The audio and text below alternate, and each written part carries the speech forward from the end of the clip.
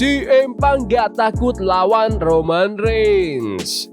Update cedera Bianca Belair. Update status AJ Styles di WWE.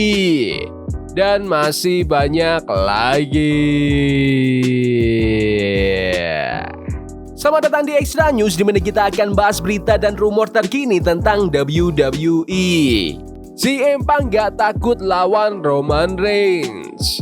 Kalau CM Punk berhasil nahan gelarnya sebagai WWE World Heavyweight Champion pas lawan Finn Balor di Elimination Chamber nanti, dia harus siap-siap nih ngetaruhin gelarnya lagi lawan Roman Reigns di WrestleMania tahun ini.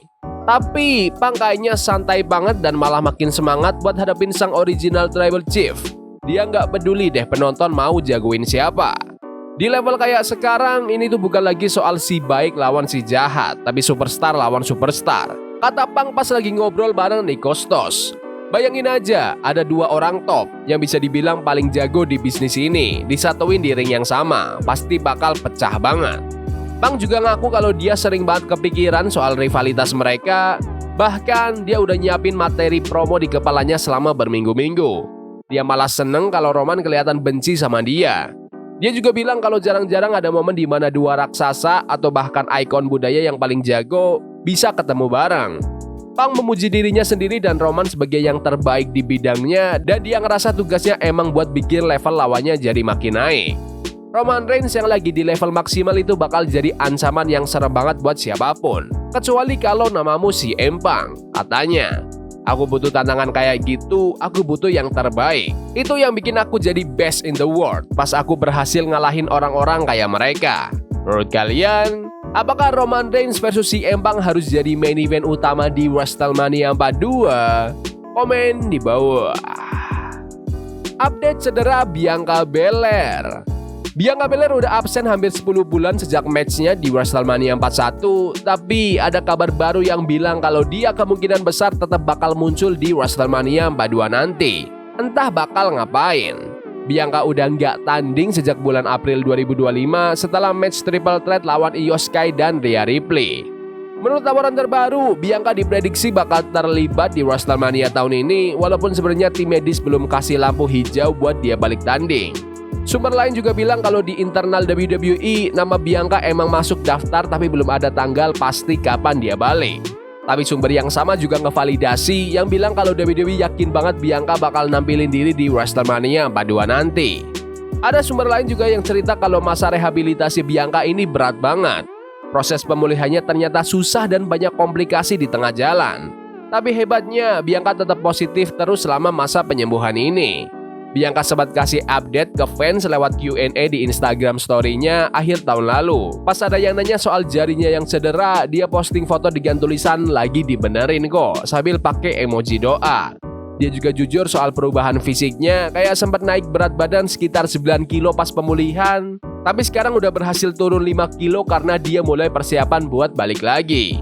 Pas diwawancara di acara 106 and Sports di BET, Bianca ngejelasin kalau cedera di WrestleMania 41 itu ternyata jauh lebih parah dari dugaan awal, makanya sembuhnya lama banget. Awalnya diprediksi cuma butuh 8-12 minggu buat sembuh, ternyata malah bikin dia absen setahun penuh. Walaupun belum tahu kapan pastinya dia bisa gulat lagi, pihak WWE tetap pede kalau The EST bakal punya peran di WrestleMania 42. Yuk kita doain Bianca Belair biar makin cepat pulih. Menurut kalian, cocoknya lawan siapa nih Bianca Belair di WrestleMania? Komen di bawah. Update status AJ Styles di WWE. AJ Styles emang udah pernah bilang kalau dia rencananya mau pensiun dari dunia gulat tahun 2026. Tapi meski fans sudah tahu soal rencana itu, banyak yang kaget banget karena ternyata match terakhirnya terjadi lebih awal di tahun ini. Di WWE Royal Rumble kemarin, Styles resmi mengakhiri karirnya di ring setelah kena sleeper hold dari Gunther sampai pingsan. Tapi setelah dia pensiun, ada kabar terbaru nih soal status kontraknya di WWE. Menurut laporan terbaru, Styles dan WWE sebelumnya sempat ngobrol soal kontrak baru. Tapi sampai Royal Rumble makin dekat, ternyata nggak ada kesepakatan yang deal. Akhirnya, WWE mutusin buat jadiin match lawan Gunther itu sebagai match pensiunnya dia. Kabarnya sih kedua pihak masih terus ngobrol soal masa depan Styles di perusahaan ini. Sampai sekarang emang belum ada tanda tangan kontrak baru, jadi kalau kontrak Stars yang sekarang habis tanpa ada perpanjangan, secara teknis dia bebas buat dengerin tawaran dari promosi gulat lain. Meski begitu, belum ada info yang bilang kalau dia mau balik gulat lagi dalam waktu dekat, tapi Stars sendiri nggak menutup kemungkinan itu rapat-rapat kok. Dia sempat bilang never say never pas lagi muncul di acara What's Your Story bareng Stephanie McMahon. Menurut kalian, apakah AJ Styles perlu jadi GM aja di NXT? Komen di bawah. The Miz puji Logan Paul yang cepat nangkep konsep gulat WWE. The Miz baru-baru ini kasih pujian setinggi langit buat Logan Paul. Katanya Logan itu orang yang paling cepat belajar yang pernah dia lihat selama di WWE. Tapi mantan juara WWE ini juga nyeletuk kalau Logan sebenarnya cuma pakai buku panduan milik dia aja. Pas lagi ngobrol di 6 Feet Under, The Miz cerita pengalamannya waktu ngelatih Logan dan ngeliat gimana Logan bisa sukses di WWE. Logan itu orang tercepat yang pernah aku lihat seumur hidup dalam hal belajar gulat. Aku tahu aku pernah bilang gini sebelumnya, tapi aku tetap aja kaget lihat betapa jagonya dia dan potensi gedenya nanti, kata Miz. Lucunya, dia itu sebenarnya pakai gimmickku. Semua yang dia lakuin itu ya apa yang aku lakuin dulu. Aku sampai mikir, wah ini orang nyuri gimmickku nih, tapi ya harus diakuin dia keren banget bawainnya. Miz juga buka kartu kalau awalnya Logan itu nggak mau jadi heel, tapi Miz yakinin dia kalau itu udah nggak bisa dihindari. Miz juga cerita soal momen pas Logan splash ke meja komentator. Dia kagum banget sama kepercayaan diri dan kemampuan atletik Logan. Menurut kalian, apakah Logan Paul itu salah satu bintang paling atletis di WWE sekarang?